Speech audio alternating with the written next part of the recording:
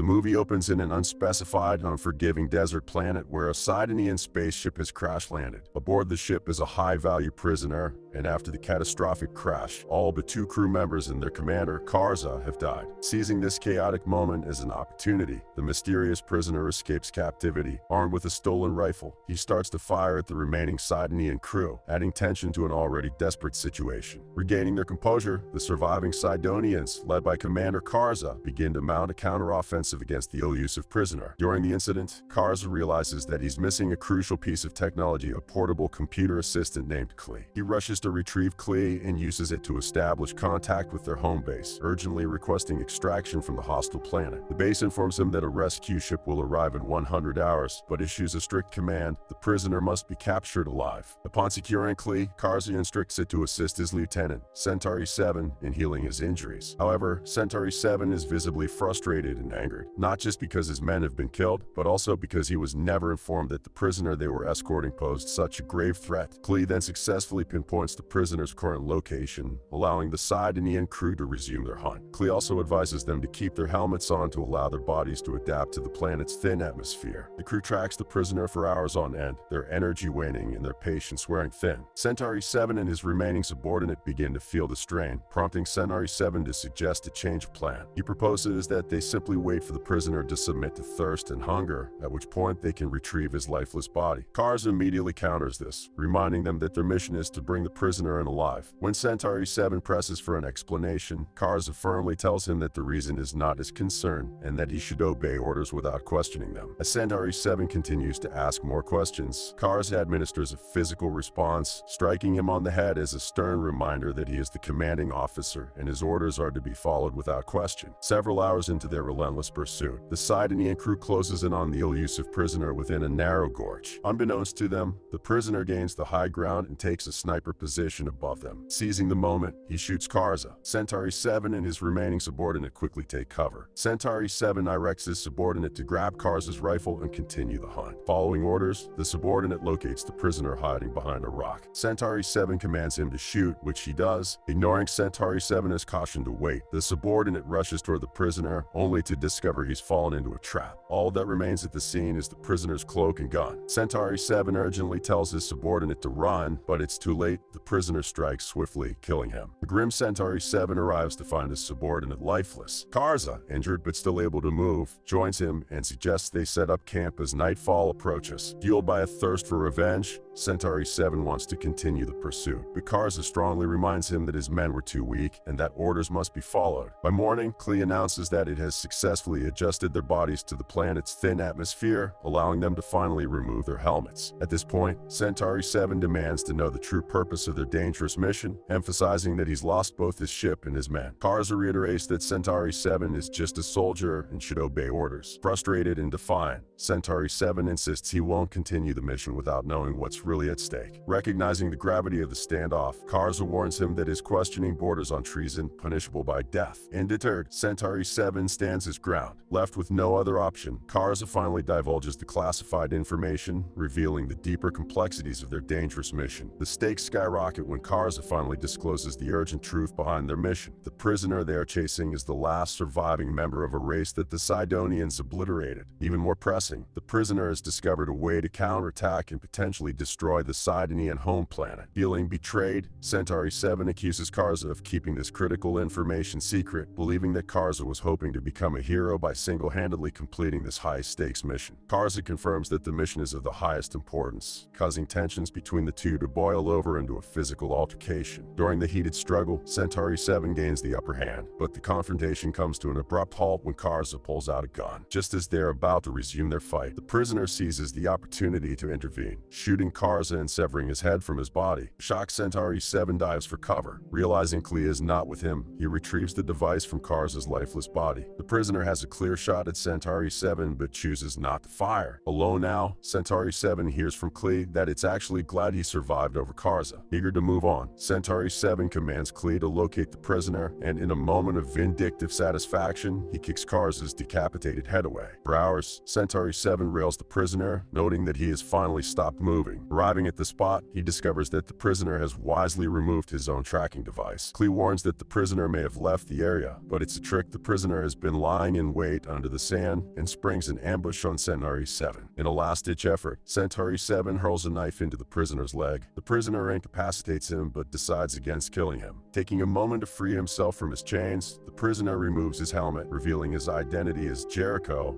a human. Jericho confiscates Centauri 7 as supplies and weapons, and like Centauri 7 had done to him, stabs him in the leg. After regaining consciousness, Centauri 7 realizes that he's lost Klee, his portable computer assistant. Wounded and desperate for communication components, he crawls back to where Kars's decapitated body lies. Meanwhile, Jericho introduces himself with the Sidonian equipment he's seized, stumbling upon Klee. He attempts to engage with the device, but Klee promptly locks him out, stating that he's not an authorized user. Jericho's rest is interrupted by a blood-sucking creature native to the planet. Roused from his sleep, he swiftly detaches the creature and consumes it for sustenance. Just as he's about to settle back, he notices Centauri 7 approaching. Quickly, he deactivates Klee and initiates radio contact with Centauri 7. Jericho then informs him that he won't be receiving any further help from Klee. Centauri 7 counters, warning Jericho that fooling with Klee will doom both of them to a life stranded on this desolate planet. Jericho responds, unsettlingly suggesting that he might not even have plans to leave. The tension between them escalates. Centauri 7 dares Jericho to take control of his own fate, while Jericho toys with the idea of taking Centauri 7 down with him. Skeptical, Centauri 7 asserts that if Jericho truly had such intentions, he would have acted on them by now. Choosing to let his actions speak louder, Jericho goes silent and slips away. However, Centauri 7 continues to talk through the radio, fully aware that Jericho is still listening, relentlessly pursuing Jericho through the arid landscape until they finally stand off at the edge of a steep cliff, turning their confrontation into a stalemate. With an air of arrogance, he claims to have constantly outwitted and outpaced his pursuer. Then he drops a threat: Centauri 7 should retreat while he still has a home to return to, implying that he had a hand in destroying Centauri 7's homeland. In response, Centauri 7 hurls a blade, which embeds itself in Jericho's shoulder. Wounded but not out, Jericho manages to widen the distance between them as he makes another daring escape. He pauses to drink water, only to discover that his water bag is empty. Over the radio, the verbal battle continues. Jericho criticizes the Sidonians, mocking their lack of preparation and readiness for the mission. Offended, Centauri 7 snaps back, saying he finds it insulting that Jericho can even speak their language. Jericho counters by revealing that he learned the language from the Drax, a race he views as noble. He pledges to bring destruction upon the Sidonians. Centauri 7 retorts that it's humanity that's on the edge of extinction, not the Sidonians. Frustrated but resolute, Centauri 7 presents Jericho with the choice to either surrender and live, or continue running and share the fate of his extinct race. Defiantly, Jericho opts for a third choice, maintaining his silence and choosing to continue eluding capture. Fast forward to the next day. The extraction ship is now just 18 hours away. While searching, Centauri 7 stumbles upon the device containing Klee, which is oddly attached to the skeleton of a dead creature. Curious, Klee asks how he managed to recover it. Centauri 7 simply responds, he just gave it up, as though Jericho's silence is a sign that the tables might finally be turning in this high-stakes game of cat and mouse. Upon recovering Klee, the device tells Centauri 7 that it's aware of Jericho's secret plans, but chooses not to disclose the information. Klee fears that revealing Jericho's scheme could potentially alter Centauri 7's actions. In a surprising development, Klee also detects an unknown signal coming from a ship that's making its landing on the planet. Meanwhile, Jericho finds himself in dire straits as he swipes for food. Out of nowhere, he's hit by a poison dart and collapses unconscious. The dart is fired by Silik, a bounty hunter with a deep-seated hatred for the Sidonians. When Centauri 7 arrives on the scene, he discovers the spent dart and starts piecing together what has happened. Jericho wakes up only to find himself being dragged along by Silik. It turns out the Sidonians have placed a substantial bounty on Jericho's head, and Silik intends to cash it. He also sees the bounty as a chance for personal revenge against the Sidonians, who are notorious for invading planets and enslaving their populations. Just as Silik prepares to execute Jericho, Centauri 7 arrives and engages the bounty hunter in a fierce battle, allowing Jericho the chance to slip away. Centauri 7 ultimately kills Silik and resumes his relentless pursuit of Jericho, finally capturing him after an exhaustive chase. As Centauri 7 waits for the extraction ship, now only 45 minutes away, he discovers that Jericho holds the rank of lieutenant, the same as his own. Jericho then lays out his plans for the Sidonians' destruction. He reveals the existence of a cloaked ship,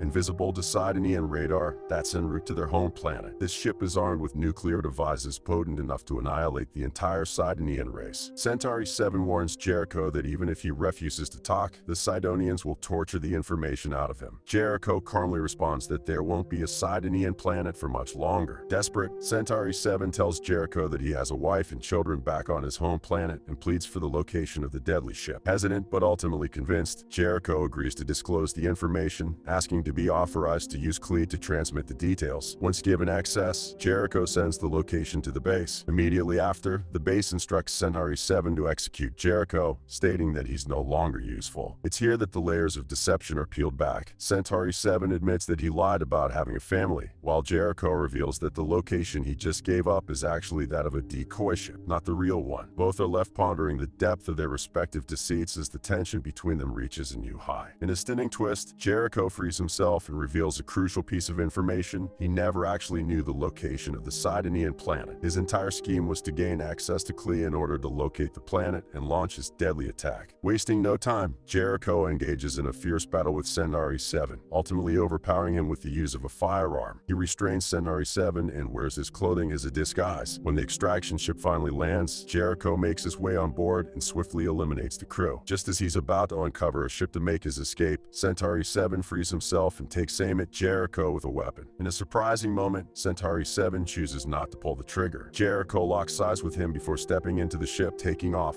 and leaving the planet behind. As Jericho plots his next move, he instructs Klee to upload the coordinates of the Sidonian planet to the ship's navigation system. It's then that he realizes he's been fooled. Centauri 7 had actually removed Klee's operational chip, leaving Jericho with nothing but a shell. It turns out that Klee had figured out Jericho's intentions all along and had advised Centauri 7 to act according to a prearranged plan. Switching gears, Centauri 7 places Klee's chip into a new casing and makes contact with his base. In a defiant move, he informs them that he's severing his ties and will no longer work for them. He ends the transmission abruptly. Klee then advises Centauri 7 to exit the planet quickly. It warns that Jericho is clever enough to trace the signal back to its source, putting the Sidonians at risk. Centauri 7, aware that Jericho is eavesdropping on their conversation, sends a final message. He tells Jericho that he chose not to shoot him for the same reason that Jericho spared his life earlier. He leaves Jericho with a cryptic note: "We'll talk when I find you." The tension is palpable as the movie reaches its climax. Centauri 7 sets out on a new mission to locate the whereabouts of Silic's ship, hoping to use it as his ticket off this desolate planet. And thus, the cat-and-mouse game between Jericho and Centauri 7 continues, each knowing that their paths will inevitably cross again.